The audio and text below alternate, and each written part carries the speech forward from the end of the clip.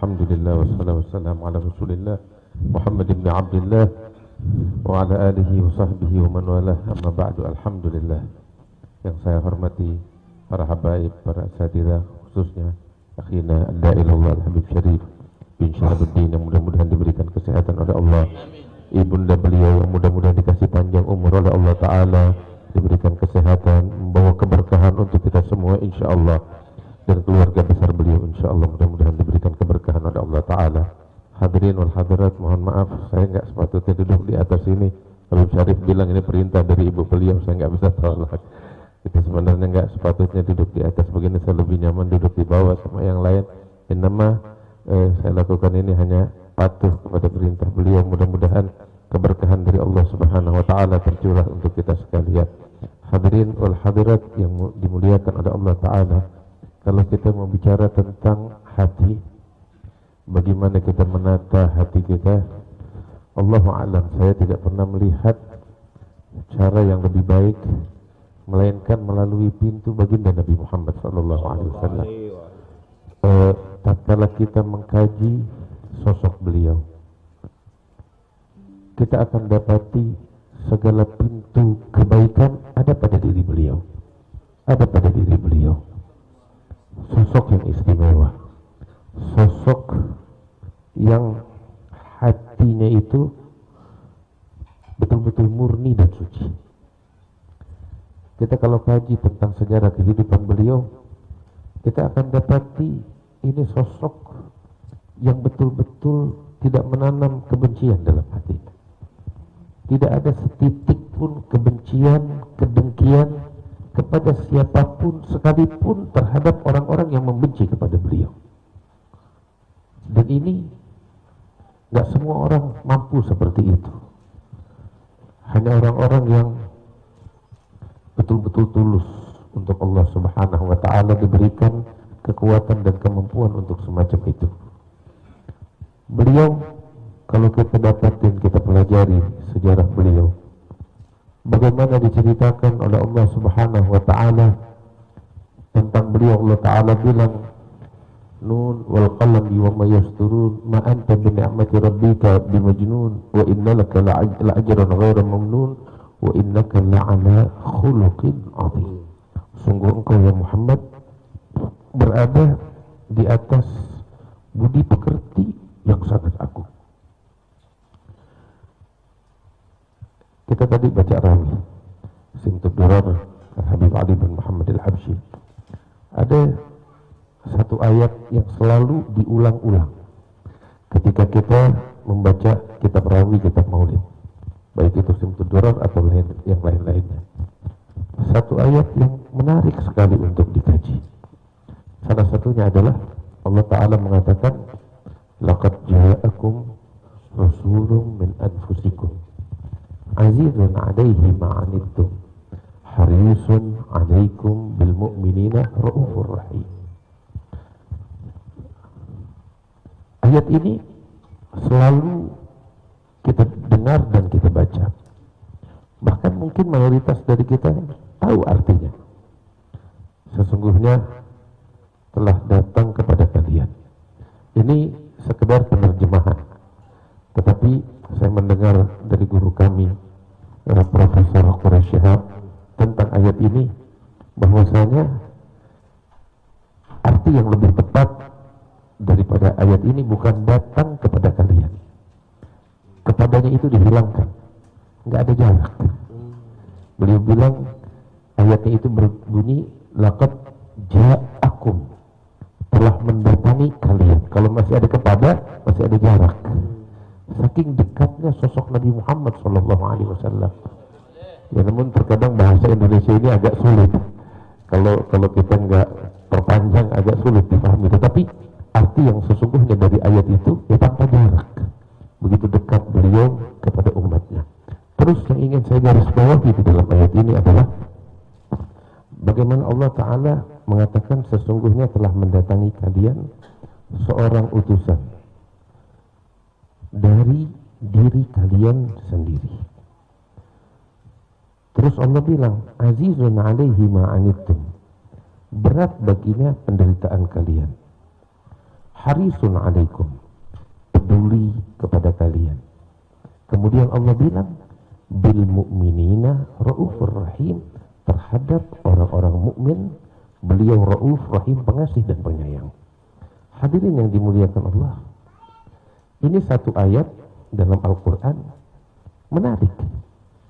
Allah Ta'ala bicara sifat Nabi Muhammad SAW. Nabi punya sifat-sifat mulia yang sangat banyak, yang begitu agung. Rasa malu, kedermawanan, dan lain sebagainya. Banyak sifat-sifat Nabi Muhammad. Kata Habib Ali Habsyi, wa ma min khuluqin fil bariyati mahmud illa wa huwa mutalaqqan an zainul wujud. Enggak ada di muka bumi akhlak, budi pekerti, perilaku yang mulia, melainkan sumber utamanya Rasulullah sallallahu alaihi wasallam. Beliau punya sifat mulia banyak, tetapi yang digarisbawahi dalam ayat ini oleh Allah Ta'ala dua hal sebagai sifat yang dominan pada dirinya. Apa itu? Azizun alaihi ma'anittum, harisun alaikum, berat baginya penderitaan kalian dan peduli kepada kalian. Tapi di sini sebelum saya bahas tentang hal itu, ada yang menarik. Allah Ta'ala bilang kalian. Azizun alaihi ma'anittum, berat bagi dirinya, berat beliau azizun alaihi, berat atasnya penderitaan kalian. Harisun alaikum, peduli kepada kalian. Terus disambung ayat itu bil mu'minina, dan kepada orang-orang beriman beliau rauf rahim. Artinya kalimat sebelum bil mu'minina, yaitu peduli kepada kalian, atau sebelumnya lagi berat penderitaan kalian, berarti kalian di sini bukan orang-orang beriman dong. Sebab kan setelah itu baru Allah bicara tentang orang-orang beriman. Dan memang itulah kenyataannya. Oh, bagaimana? Kalau kita baca di dalam kitab Asy-Syifa karya Al-Imam Al-Qadhi Iyadh, dalam kitabnya Asy-Syifa bi Ta'rifi Huquqil Mustafa, di situ dijelaskan. Kita sering membaca ini ayat, banyak di antara kita mengira bahwasanya ini ayat ditujukan kepada kita orang-orang beriman. Oh, berat baginya wahai orang-orang beriman penderitaan kalian, telah datang kepada kalian wahai orang-orang beriman. Sebenarnya tatkala diturunkan ayat ini oleh Allah pada saat itu, ayat ini tidak ditujukan kepada orang-orang beriman, tetapi ayat ini ditujukan oleh Allah Ta'ala kepada orang-orang kafir Quraisy yang ada di Mekah. Ketika diturunkan ayat ini, Allah menurunkannya kepada orang-orang kafir Quraisy yang ada di Mekah. Baru setelah itu Allah berbicara tentang orang-orang beriman, yaitu bil mu'minina raufur rahim. Jadi ayat ini khitab, ucapan ditujukan kepada siapa? Bukan kepada orang beriman, tetapi kepada orang-orang kafir yang ada di Mekah. Allah bilang, telah mendatangi kalian wahai kufar Quraisy yang ada di Mekah, seorang utusan dari kalian, min anfusikum, dari diri kalian. Sebab Nabi sallallahu alaihi wasallam adalah bagian dari mereka dari segi nasab dan keturunan.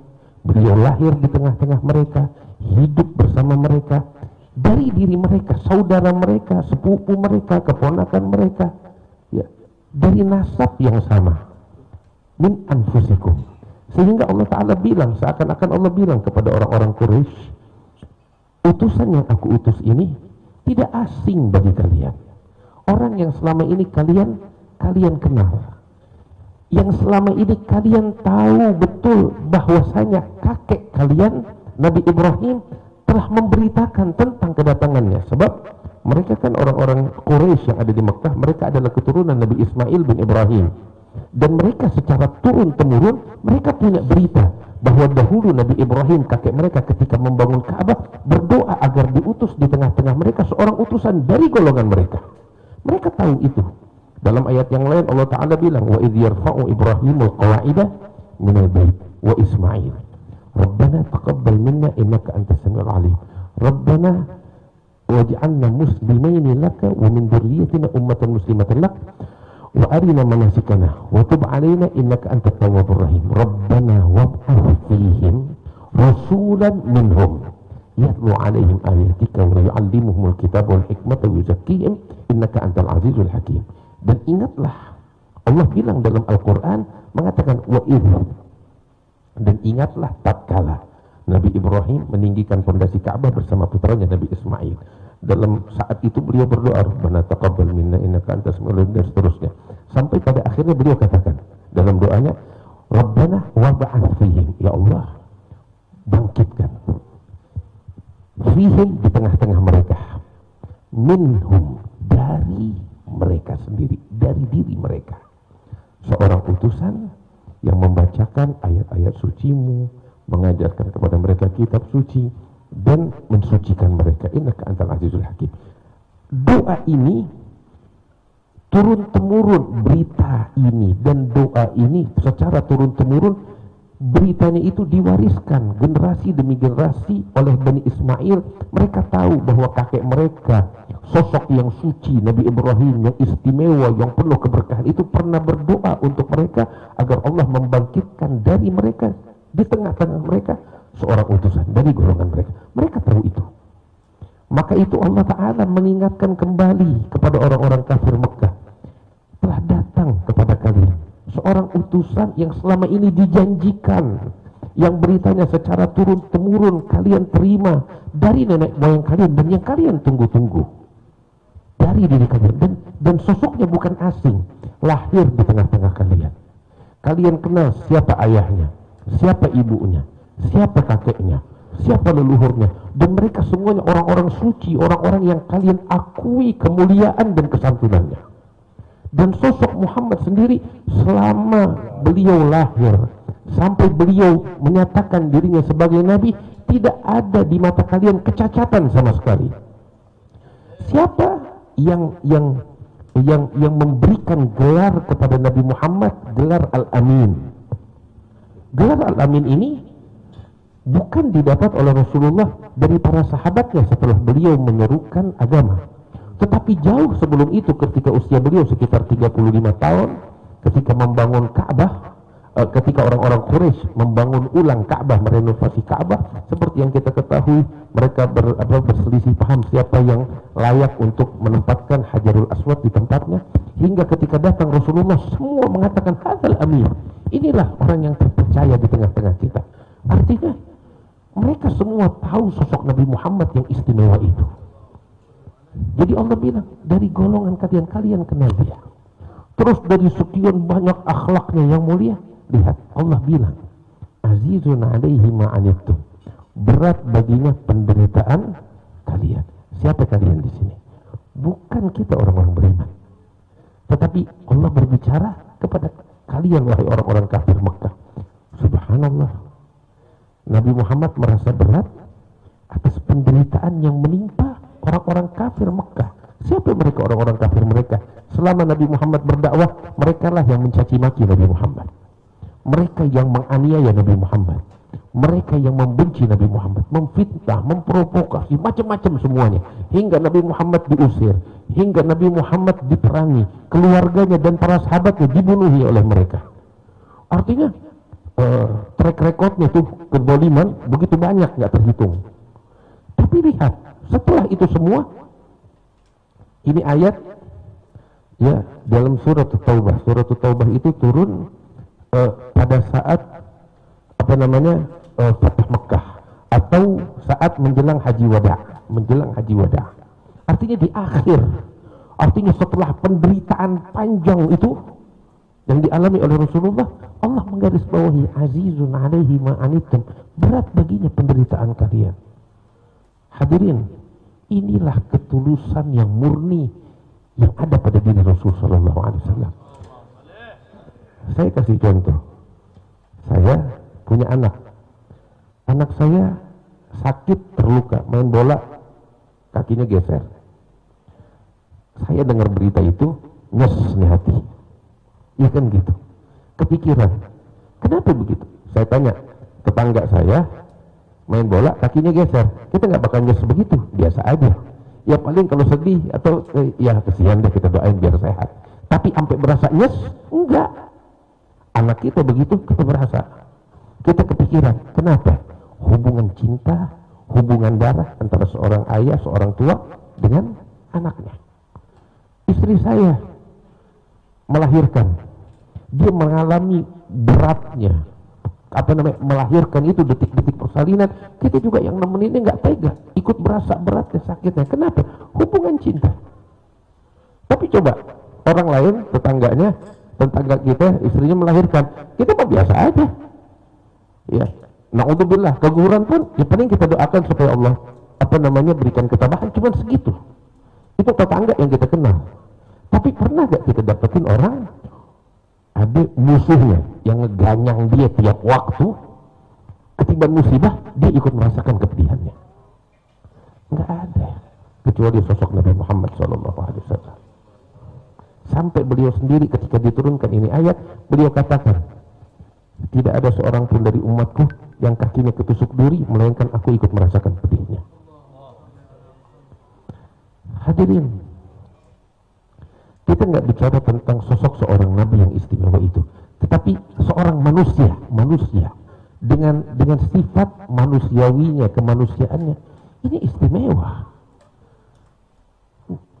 Langka orang yang macam begini, betul-betul tulus di dalam mencintai, menghargai manusia yang lain, sekalipun itu orang kafir yang memeranginya, yang menganiayanya, mengganggunya. Berat baginya penderitaan mereka, subhanallah. Sampai itu ketika terjadi ada namanya Thumamah bin Uthal. Thumamah bin Uthal ini adalah pemimpin Bani Hanifah di Yamamah. Yamamah itu kalau sekarang daerah Riyadh, Najd, dataran tinggi Saudi itu masuk di daerah Yamamah.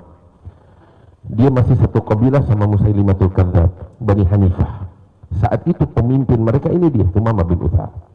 Thumamah bin Uthal ini selama ini menerima berita tentang Nabi Muhammad, berita yang tidak benar, sehingga dia kemakan dengan berita palsu itu, hoax itu. Nah, inilah mayoritas orang zaman sekarang. Islamfobia, anti dengan Islam. Apa sebabnya? Mereka menerima informasi yang salah tentang Islam atau melihat Islam dari pemeluknya. Sehingga informasi terkadang tidak sampai kepada mereka utuh. Thumamah juga korban berita itu. Sehingga dia membenci Nabi Muhammad luar biasa. Dan terus diisi hingga kebencian itu meluap pada dirinya, dan dia ungkapkan kebencian itu dengan upaya untuk membunuh Nabi Muhammad, dan nggak bisa, diakui sulit. Ketika dia melihat ketidakmampuannya untuk membunuh Nabi Muhammad, yang dia lakukan adalah membasmi para sahabatnya. Nggak satu, nggak dua, banyak dari sahabat Nabi Muhammad mati di tangannya. Sampai akhirnya satu kali, kebetulan Thumamah bin Uthal ini punya hubungan dagang dengan orang-orang kafir Quraisy di Mekah, punya ikatan perdagangan. Karena memang kita kalau lihat geografi kota Mekah, apa sih hasil buminya Mekah? Nggak ada. Negeri kering kerontang, gunungnya aja bukan gunung tanah, batu, nggak ada yang bisa tumbuh. Tetapi sumber kehidupan mereka ya dari bahasa kita impor. Nah, ini mereka mengimpor bahan makanan itu dari Yamamah, dataran tinggi yang subur. Nah, jadi ikatan perdagangan itu ada, dan selama ini yang memasok kebutuhan ekonomi mereka, makanan mereka itu di Mekah, ya Thumamah bin Uthal, perdagangan. Dalam satu urusan, ya Thumamah harus pergi ke Mekah, urusan ikatan perdagangan ini, dan harus melewati kota Madinah, sebabkan Madinah itu di tengah-tengah. Saat melewati kota Madinah, tiba-tiba patrolinya para sahabat melihat ini mencurigakan, ditangkaplah oleh para sahabat dan dibawa kepada Nabi Muhammad di masjidnya. Saat itu Nabi Muhammad SAW di rumah, maka ditawan Thumamah di masjid Nabi Muhammad, diikat. Mereka ini para sahabat cuma dengar namanya Thumamah, nggak pernah lihat orangnya. Diberitakan ya Rasulullah, kita dapetin seorang yang mencurigakan, kita tangkap, kita ikat di masjid. Nabi keluar. Begitu Nabi lihat, Nabi bilang kepada para sahabat, tahukah kalian yang siapa yang kalian tangkap? Siapa ya Rasulullah? Ini Thumamah bin Uthal, pemimpin Bani Hanifah yang selama ini memerangi kita. Artinya nih ibaratnya tuh hasil pancingan besar nih, ikan kakap yang didapat, jenderalnya. Tapi lihat bagaimana perlakuan Rasulullah. Nabi bilang, akrimu, hormati dia. Sekalipun dia sebagai tawanan, berikan dia yang terbaik. Dan disinilah hal yang sangat penting. Sengaja oleh Nabi Muhammad SAW ditawan di dalam masjid, supaya Umamah melihat sendiri sosok Nabi Muhammad, para sahabatnya, dan mendengar langsung. Nabi kan di masjid menyampaikan penyampaiannya, nasihat-nasihatnya, agamanya, mendengar langsung. Sengaja ditaruh, artinya ditawan di dalam masjid. Subhanallah. Kemudian Nabi datang kepada Umamah. Nabi bilang, "Mada indak ya Umamah? Apa yang kamu punya?" Maka Umamah bilang, "Indi khair ya Muhammad, saya punya hal yang bagus." Apa itu? Intaktul nih, qatal tadhimin. Kalau kamu ingin mengeksekusi saya, ya saya layak dieksekusi, sebab saya juga pernah membunuhi para sahabatmu. Artinya darah dibalas darah, nyawa dibalas nyawa. Eksekusi, gisos. Apabila kamu inta'fu au intamnun ala syakir, kalau kamu memaafkan saya secara cuma-cuma, kamu memaafkan orang yang mengenal terima kasih, saya akan berterima kasih kepadamu dan saya akan mengingat jasamu. Dan kalaupun kamu ingin tebusan uang, harta, saya siapkan berapapun yang kamu mau, saya bayar. Nabi dengar itu, nggak dijawab oleh Nabi Muhammad, ditinggal, sebab bukan itu yang Nabi mau. Nabi tinggal.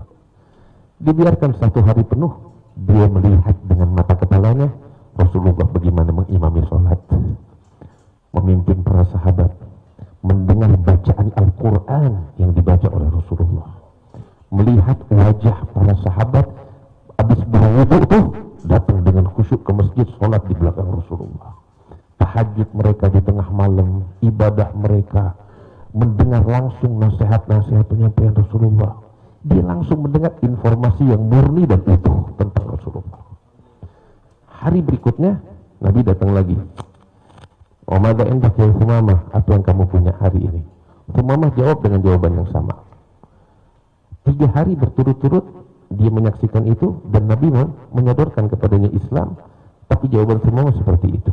Setelah 3 hari Nabi bilang terakhir, "Kamu punya apa?" Jawaban sama. Akhirnya Nabi bilang kepada para sahabatnya, "Lepaskan dia, udah, biar dia pergi." Nggak dibalas, dilepas sudah sama Nabi. Ketika dilepas, Nabi duduk dengan para sahabatnya. Umamah pergi keluar masjid, beliau cari sumur, beliau mandi, bebersih diri. Usai berbersih diri, beliau balik lagi ke masjid dan dengan lantang mengatakan, "Ya Rasulullah, aku menyatakan keislamanku, asyhadu an la ilaha illallah Muhammad Rasulullah." Terus dia bilang, "Demi Allah, dahulu tidak ada di muka bumi sosok manusia yang lebih aku benci lebih daripadamu. Tapi hari ini kamu adalah sosok yang paling aku cintai. Ya Rasulullah, demi Allah, dahulu nggak ada manusia-manusia di muka bumi yang lebih aku benci dari sahabat-sahabatmu, tetapi hari ini sahabat-sahabatmu adalah sosok manusia yang paling aku cintai." Bahkan beliau bilang, dahulu nggak ada negeri yang lebih aku benci daripada kota Madinah, tapi hari ini tanah yang kamu pijak ini di kota Madinah lebih aku cintai dari segala apapun. Terus beliau bilang, "Saya dari sejak awal sengaja tidak menyatakan keimanan, sebab kalian menyangka saya masuk Islam, masuk beriman karena tawanan. Tidak. Agar saya perlihatkan kepada kalian dan kepada dunia, saya masuk Islam atas dasar dorongan hati saya dari lubuk hati yang paling dalam." Akhirnya diterima oleh Rasulullah, hingga akhirnya beliau belajar Islam beberapa waktu tinggal di Madinah. Terus minta izin, "Ya Rasulullah, saya punya urusan ke Mekah, kalau kamu izinkan saya ingin melanjutkan." Nabi bilang, "Kalau kamu masuk Mekah ya pasti kamu ingin tawaf, melaksanakan ibadah, umrah, kamu laksanakan dengan cara yang lebih baik, cara Islam diajari sama Nabi." Berangkat dia, sampai di Mekah, teman-temannya orang-orang kafir Mekah, pembesar-pembesar menyambutnya sebagaimana mereka kenal, mereka nggak tahu keislamannya. Begitu disambut, semua bilang, "Saya mau lakukan ibadah dulu, baru kita bicara bisnis." Begitu mereka lihat cara ibadahnya yang beda, mereka udah ketar-ketir. Ini terpengaruh dengan Muhammad. Terus lepas itu mereka duduk nggak banyak basa-basi. Sumamah bilang, demi Allah, saya datang sini, sekarang saya nyatakan, saya memutuskan segala hubungan dagang diplomasi dengan kalian. Katanya Sumamah, semuanya saya putuskan. Nggak ada lagi satu butir gandum yang sampai ke Mekah sebelum kalian semua tanpa terkecuali beriman kepada Muhammad. Kalau bahasa kita pemboikotan. Diboikot habis. Satu butir pun tidak ada sebelum kalian semua tanpa terkecuali beriman. Ditinggal, berangkat. Wah, mereka juga gengsi. Tapi apa daya, nggak ada sumber pemasukan kecuali dari situ. Berbulan nggak dikirim. Sampai mulai keadaan susah, hingga setelah beberapa bulan semua bahan makan mereka habis. Bingung mereka mau kemana. Ternyata subhanallah, dulu mereka memboikot Nabi Muhammad 3 tahun. Nabi Muhammad dan para sahabatnya itu makan dedaunan, dan Allah subhanahu wa ta'ala membalikan keadaan, mereka pun mengalami hal yang sama saat itu, hingga mereka makan dedaunan persis seperti yang mereka perlakukan kepada Nabi Muhammad SAW. Hukuman dari Allah. Subhanallah, Nabi nggak tahu hal itu. Nabi tidak tahu kalau Sumamah melakukan itu. Sampai akhirnya orang-orang kafir Mekah semuanya musyawarah. Ini nggak ada yang bisa melepaskan kita dari kesulitan ini kecuali Muhammad. Ya cuman bagaimana ini, muka kita mau ditaruh di mana? Kita ngemis sama Muhammad, nggak bisa. Akhirnya mereka nggak punya jalan keluar. Ini Sumamah nggak bisa diomongin. Dia cuma bisa dengar dari Muhammad Nabi ini. Akhirnya udah berangkatlah utusan-utusan ke Mekah. Begitu sampai ke Madinah, begitu sampai di Madinah langsung berjumpa dengan Nabi Muhammad SAW. Nabi menyambutnya, ada apa nih, nggak biasanya dia orang dari datang. Abu Sufyan itu waktu yang menjadi utusan bilang, ya Muhammad, bukankah selama ini kamu menyerukan untuk menyambung tadi silaturahmi dengan keluarga? Dari situ masuk. Nabi bilang, iya, itu seruan saya yang Allah perintahkan kepada saya untuk saya sampaikan. Lantas kenapa kamu membunuh keluargamu sekalian? Nabi bilang, ada apa? Saya nggak tahu. Bilang, diceritain, Sumamah memutus memboikot kita. Sekarang keluarga kita kelaparan, kita semuanya makan dedaunan. Kalau kamu masih sayang sama kita, tulis surat kepada Sumamah agar menyambung lagi urusan perdagangan ini. Nabi dengar gitu, kalau kita di posisi itu, kita bakal ketawa, kita bakal syukurin loh. Dulu lo bikin gini, mau kayak kalau kita. Tapi Nabi Muhammad nggak begitu. Dia kalau mau kayak kita, ya dia bisa. Cuman dia nggak rendah seperti itu. Dia mulia. Maka saat itu beliau panggil Ali bin Abi Thalib untuk menulis surat kepada Sumamah. Nabi memerintahkan Sumamah untuk tidak memutus itu semua dan menyambungnya kembali. Lihat, inilah yang Allah nyatakan, azizun alaihi, berat baginya penderitaan kalian. Itu terhadap musuh-musuhnya. Sampai sejak saat itu disambung, nggak diputus lagi. Padahal bisa aja itu digunakan oleh Rasulullah untuk menekan mereka supaya masuk Islam. Tapi nggak dilakukan, sebab Islam bukan tekanan. Islam kelegowoan, guna'ah, nafsiyah terhadap apa yang dibawa oleh Rasul Sallallahu Alaihi Wasallam. Itu dia. Cuman intinya yang ingin saya sampaikan, hadirin wal hadirin, di mana kesucian hati beliau, gak nyimpan dengki, gak nyimpan kedengkian sekalipun kepada musuh-musuhnya. Ini kita nih dengar begini, jangankan kita, orang gak beriman, orang yang gak beriman di Amerika lah, atau di Eropa kah, atau dimanapun, kalau punya akal sehat, mendengar kisah seorang laki-laki, jangan bilang Nabi Muhammad deh, orang laki-laki semacam ini, pasti semua akan tunduk kagum kepada sosok semacam ini. Iya, orang yang berakal, terlepas dia Islam atau bukan, tapi mendengar tentang sosok manusia yang seperti ini ketulusannya, kesucian hatinya, pasti akan kagum kepadanya.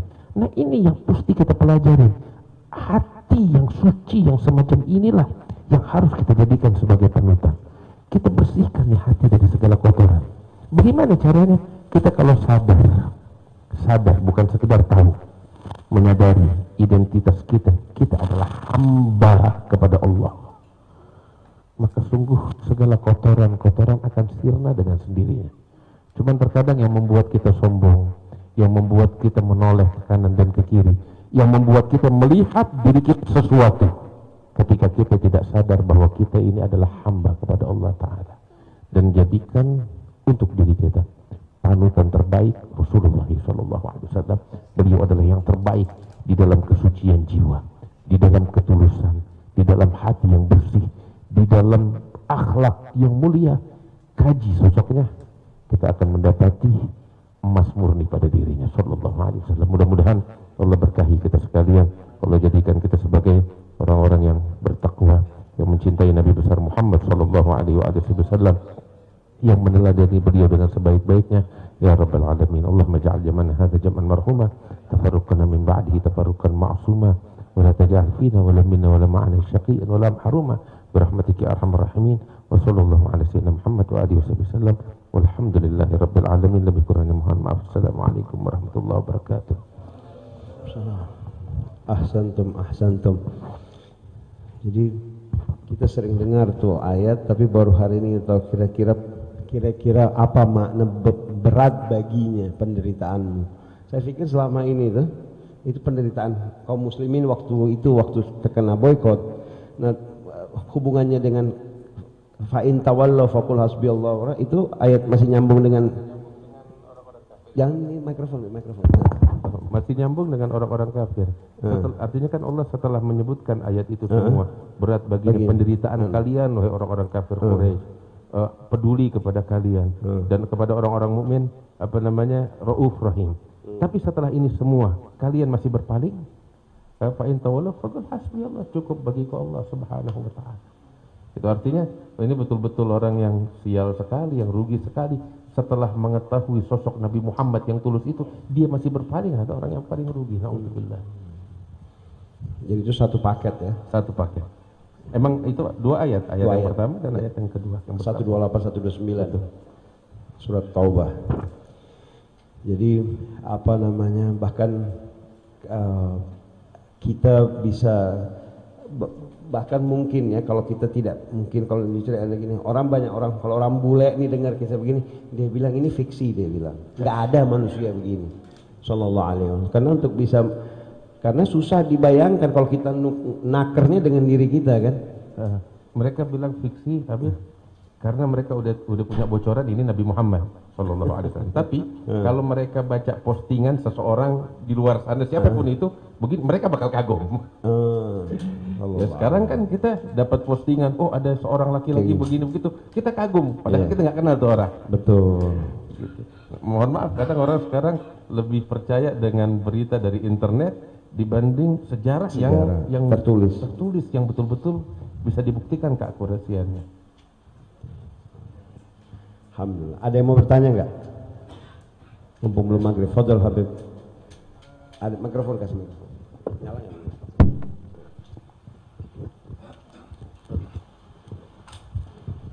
Habib Faruk Al-Khair. Afan Habib ya. Cuma tadi terlintas di pikiran anak ada satu ayat asyidda al-kufar. Waruhama bainahum kan. Makna syiddah di sini itu gimana Habib? Gini.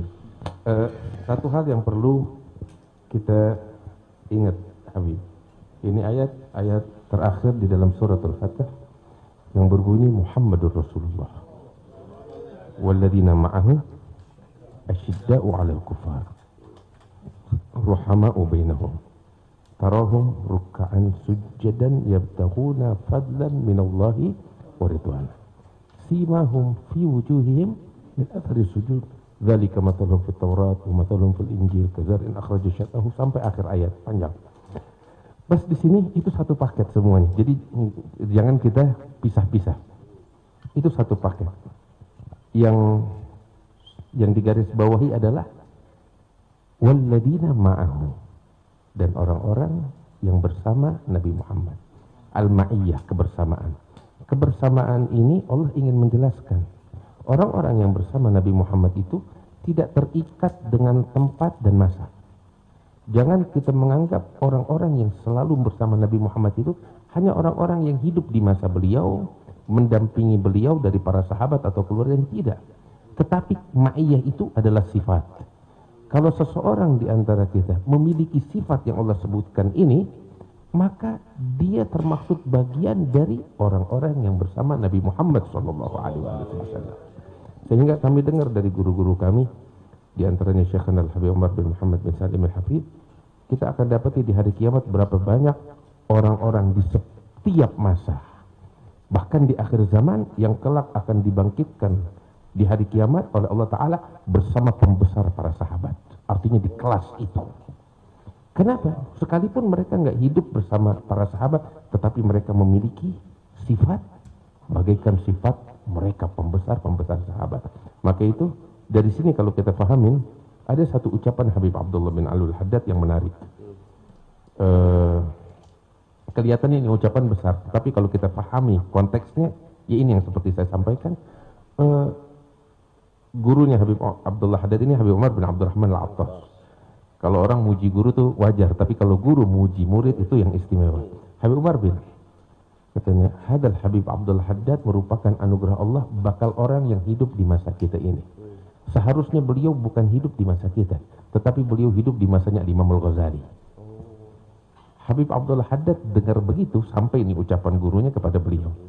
Beliau bilang, sungguh kalau bukan adab dengan guru-guruku dan para salafku, aku akan mengatakan aku tidak sepatutnya hidup di masanya Al-Ghazali, tetapi aku seharusnya hidup di masa para tabi'in.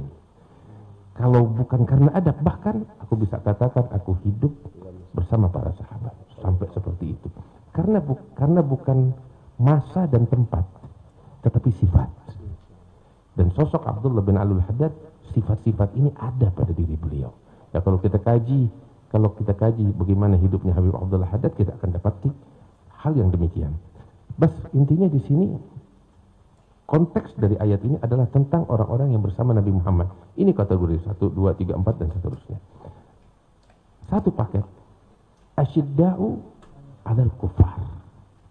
Nah, kita kalau melihat kalimatnya, ayatnya, asyidda. Asyidda itu kan jamak, karena yang dibicarakan adalah orang-orang banyak. Tapi mufradnya itu syadid. Syadid ini, kalimat syadid ini, ya bukan kasar, tetapi tegas. Beda kan antara kasar dengan tegas. Kasar itu arogan, nggak ada aturan. Berbeda dengan tegas. Tegas itu teraturan, ada aturannya. Ya, sistematik, teratur, ada aturannya, tegas, disiplin. Nah, kita akan dapati Allah Ta'ala ngajarin kita di dalam Al-Quran bagaimana sikap kita seharusnya terhadap orang-orang kafir. Dan ini mohon maaf panjang, tapi kalau kita kaji Al-Quran, Allah akan ajarin kita ternyata bukan keras, tetapi tegas yang teratur, di atas dasar aturan-aturan yang ditegakkan oleh Allah Ta'ala. Sebab kita akan dapati di dalam ayat yang lain, gak jauh dari suratul Fatah, Allah juga menjelaskan kita gak dilarang untuk berbuat baik kepada mereka selama mereka tidak memerangi kita. Itu Allah bilang dalam Al-Quran. Artinya enggak mutlak kita harus keras kepada mereka, enggak. Tetapi tegas, teratur dengan aturan-aturan yang dijelaskan oleh Allah Subhanahu wa taala. Gitu. Nah, kita kalau pelajari, ya, hadirin wal hadirat yang dimuliakan Allah, kita itu orang-orang Islam sudah menjadi fardu kifayah untuk berdiri sendiri. Berdiri mandiri. Kita harus memiliki segalanya sehingga kita nggak bertumpu kepada selain kita. Makanya Nabi Muhammad SAW ketika masuk ke kota Madinah, yang pertama setelah mempersaudarakan dan membangun masjid, apa yang beliau lakukan? Beliau membangun pasar sendiri. Pasar udah ada, tapi sengaja beliau bangun pasar sendiri agar kaum muslimin berdiri sendiri. Tidak mengekor kepada selainnya. Sebab selama mereka mengekor, maka mereka akan tunduk dengan sistem yang dibawa oleh selain mereka, yang belum tentu sesuai dengan aturan Islam. Jadi ada rangkaian-rangkaiannya. Kita harus memulai kemandirian kita. Baru setelah itu kita bisa menjalankan asyidda'u alal kufar dengan aturan yang ditegaskan oleh Allah Ta'ala. Terus jangan pernah putus dengan ayat yang selanjutnya, ruhama'u bainahum. Terkadang kita, mohon maaf, keras, tegas kepada sesama kita. Ini yang sering terjadi di antara kita. Saya sering dengar, kita kadang bisa toleransi sama orang-orang non-muslim, tetapi sesama kita nggak toleransi. Maaf Habib, ini dua kata yang orang sering salah kaprah. Apa itu moderasi dan apa itu toleransi? Betul. Nggak tahu kapan moderasi dan nggak tahu kapan toleransi. Sahih. Ada kalimat yang menarik dari Syekhul Buti ya. Terkadang itu masalahnya nih, kita harus mengkaji Islam dari sumbernya. Kalau kita, ada menarik sekali dari Syekh Muhammad Said Ramadan Al-Buti, Islam itu sebenarnya nggak bicara tentang toleransi. Kalau toleransi itu ya ada sesuatu yang harus kita jalankan, namun kita gugurkan demi pihak lain. Itu toleransi. Islam bukan toleransi, tapi Islam adil. Di atas itu, ajaran Islam itu sendiri sangat adil dan menghargai menghargai hak orang lain, sekalipun hak untuk berkeyakinan dan beragama. Ini yang sering luput dari banyak orang. Ya karena, ya mungkin karena nggak belajar atau nggak sampai, ngopinya kurang jauh. Islam mengajarkan sikap adil. Kalau toleransi itu kan berarti mengalah. Kalau mengalah itu ada sesuatu yang ngeganjal.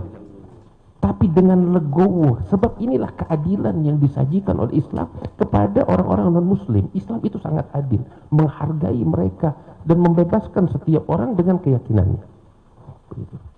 Wallahu a'lam. Moderasi. Antum yang lebih tahu tuh kalimat-kalimat ya Habib. Jadi ada yang bertanya lagi, perempuan? Sahabat tuh, Habib siapa? Mana kasih mikrofonnya?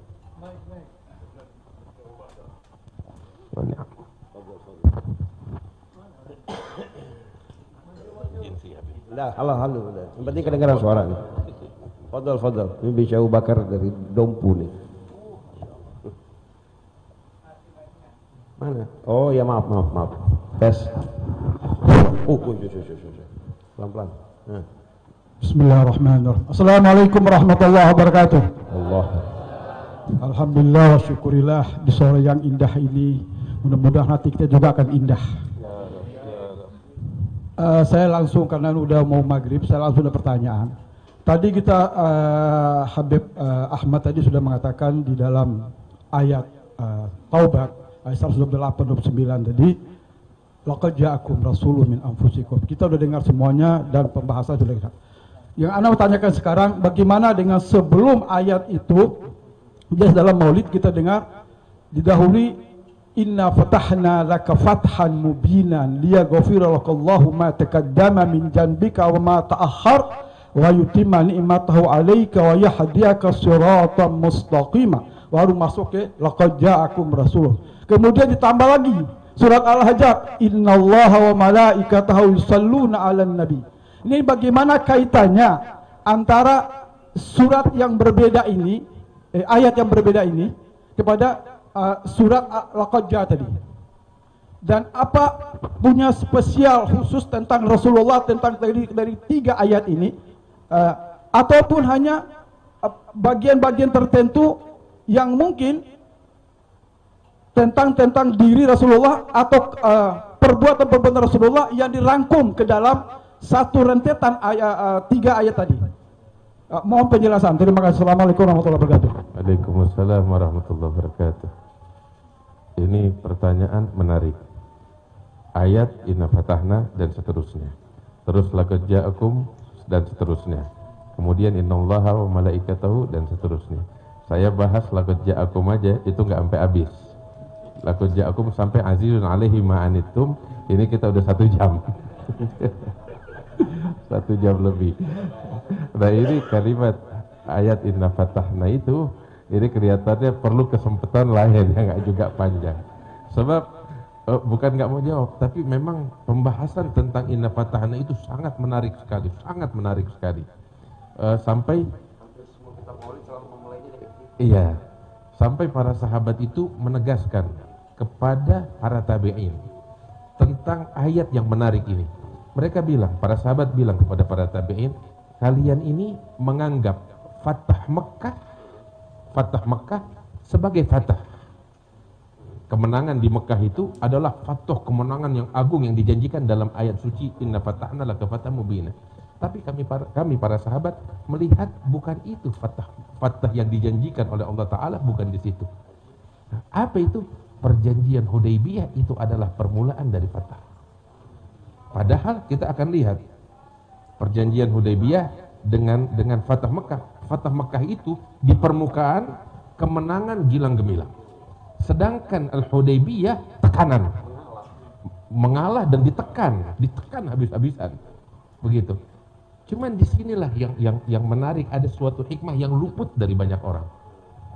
Termasuk luput dari Sayyidina Umar bin Khattab. Sampai Sayyidina para sahabat bilang, kalian menganggap fatah di situ, di Mekah, gilang gemilang itu. Padahal fatah yang sesungguhnya saat kita ditekan di Hudaybiyah. Itu saya rasa perlu dikaji lebih dalam. Ini akan mengubah pandangan mayoritas dari kita yang selama ini memandang kepada sesuatu cuma di permukaan. Kita nih Islam nggak cuma sekedar ngajarin kita syariat, sholat, tapi ngajarin kita cara memandang yang benar. Ini dalam. Cara memandang yang benar. Sebab kalau kita memandang dari sudut yang tepat, ya, maka tindak tanduk setelah itu pun tepat. Tapi ketika memandangnya dari sudut yang keliru, setelah itu pun keliru karena dibangun segala tindak tanduk dari sudut pandang yang keliru, yang salah. Nah, kembali lagi kepada Fatah Mekah, saya rasa ini jawaban perlu panjang. Sebab sampai seperti saya bilang, Sayyidina Umar sendiri luput hal itu. Ya, sampai datang kepada Sayyidina Abu Bakar dan Abu Bakar menjelaskan sir rahasia daripada itu, baru beliau legowo. Nah, ini kisahnya panjang sekali. Tapi perlu waktu, insyaallah Habib, kesempatan yang lain kita datang insyaallah. Lebih kah?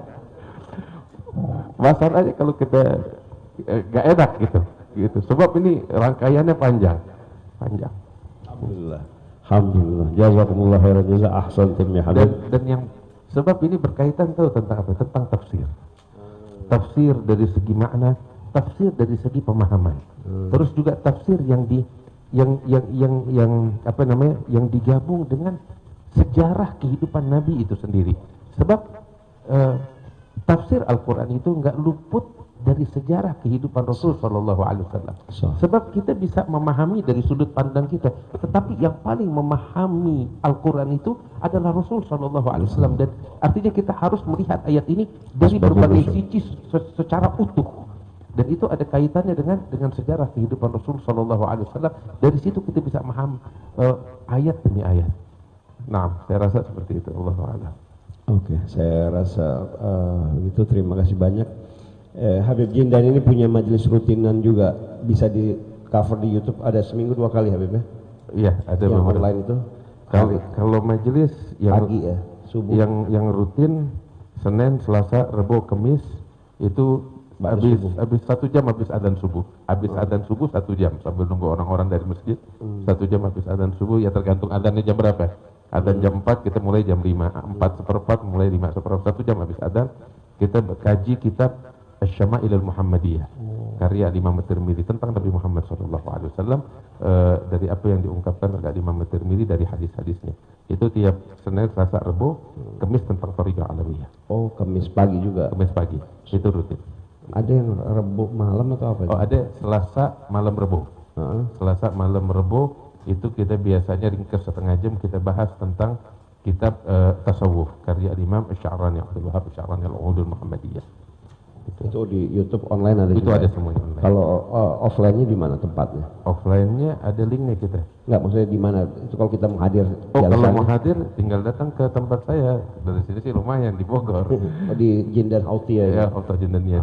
Masya Allah. Ngomong-ngomong itu pesantren untuk umur berapa? Kalau pondok pesantrennya itu santri kita yang paling kecil ada sekitar umur 12 tahun. Lulus SD berarti? Lulus SD. Nah, asal dia udah lebih baik. Nah, masalahnya karena tempat masih kita ngebangun, masih kecil, kita baru laki-laki. Untuk perempuan belum siap. Bukan nggak ada. Cuman memang tempat belum siap. Jadi mungkin yang perempuan masih di rumah antum sendiri kali, cuma beberapa. Sebab juga masalahnya kan pengajiannya subuh. Jadi bakal perempuan juga sulit gitu, sehingga ana lebih. Insya Allah tahun depan sudah ada. Ya Rob, asal bangunan kebangun. Amin. Harus buka bakal semua orang. Amin, Allahumma amin. Iyalah. Saya rasa demikian, terima kasih banyak. Seperti biasa kita yang mau duduk di luar, yang laki bisa kata ada 2 kamar mandi di atas, yang buat perempuan. Terima kasih banyak. Al-afu minkum. Kita jumpa lagi 2 pekan mendatang. Semoga semuanya sehat afiat. Wabillahi taufiq wal hidayah. Assalamualaikum warahmatullahi wabarakatuh.